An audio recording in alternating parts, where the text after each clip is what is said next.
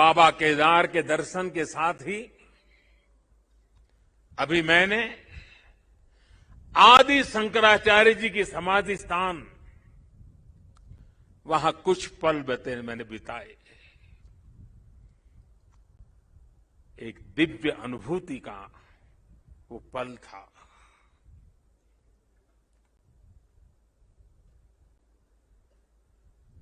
सामने बैठते ही लग रहा था कि आदि शंकर की आंखों से वो तेज पुंज, वो प्रकाश पुंज प्रवाहित हो रहा है जो भव्य भारत का विश्वास जगा रहा है। शंकराचार्य जी की समाधि एक बार फिर और अधिक दिव्य स्वरूप के साथ हम सबके बीच है। इसके साथ ही सरस्वती तट पर घाट का निर्माण भी हो चुका है और मंदाकिनी पर बने पुल से गरुड़ चट्टी उस मार्ग को भी सुगम कर दिया गया है। और गरुड़ चट्टी का तो मेरा विशेष नाता भी रहा है। यहां एक दो लोग हैं पुराने जो पहचान जाते हैं। मैंने आपके दर्शन किए, मुझे अच्छा लगा। साधु तो चलता भला, यानी पुराने लोग तो चले गए हैं। कुछ लोग इस स्थान को छोड़ के चले गए, कुछ लोग इस धरा को छोड़ करके चले गए। अब मंदाकिनी के किनारे बाढ़ से सुरक्षा के लिए जिस दीवार का निर्माण किया गया है, इससे श्रद्धालुओं की यात्रा अब और सुरक्षित होगी। तीर्थ पुरोहितों के लिए नए बने आवासों से उन्हें हर मौसम में सुविधा होगी। भगवान केदारनाथ की सेवा उनके लिए अब कुछ सरल होगी, कुछ आसान होगी। और मैंने तो पहले देखा है, कभी प्राकृतिक आपदा आ जाती थी तो यात्री यहां फंस जाते थे, तो इन पुरोहितों के घरों में ही एक एक कमरे में इतने लोग अपना समय बिताते थे।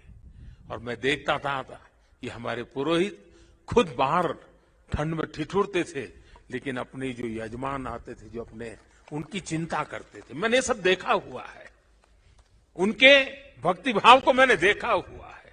अब उन मुसीबतों से उनको मुक्ति मिलने वाली है।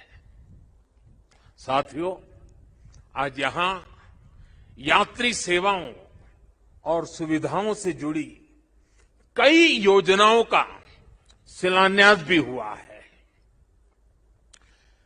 पर्यटक सुविधा केंद्र का निर्माण हो, यात्रियों की और इस इलाके के लोगों की सुविधा के लिए आधुनिक अस्पताल हो, सारी सुविधाओं वाला अस्पताल हो, रेंट सेंटर हो, ये सभी सुविधा श्रद्धालुओं की सेवा का माध्यम बनेगी। उनके तीर्थाटन को अब कष्ट से मुक्त, केदार से युक्त जय भोले के चरणों में लीन होने का यात्रियों को एक सुखद अनुभव होगा। साथियों, बरसों पहले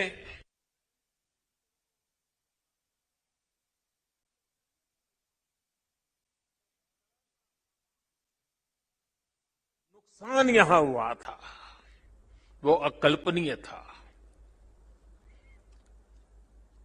मैं मुख्यमंत्री तो गुजरात का था,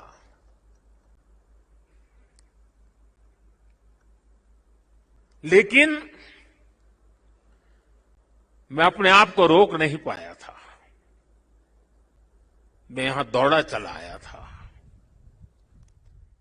मैंने अपनी आंखों से उस तबाही को देखा था, उस दर्द को देखा था। जो लोग यहां आते थे वो सोचते थे कि क्या अब ये हमारा केदार धाम, ये हमारा केदारपुरी फिर से उठ खड़ा होगा क्या? लेकिन मेरे भीतर की आवाज कह रही थी, ये पहले से अधिक आन बान शान के साथ खड़ा होगा।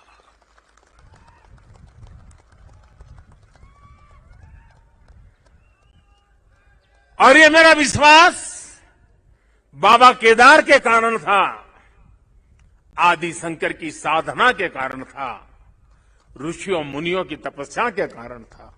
लेकिन साथ साथ कच्छ के भूकंप के बाद कच्छ को खड़ा करने का मेरे पास अनुभव भी था, और इसलिए मेरा विश्वास था।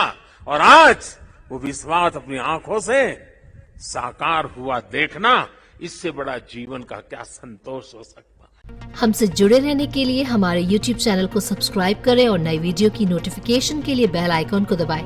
अगर आप ये वीडियो Facebook पर देख रहे हैं तो लाइक जरूर करें और ज्यादा से ज्यादा शेयर करें। धन्यवाद।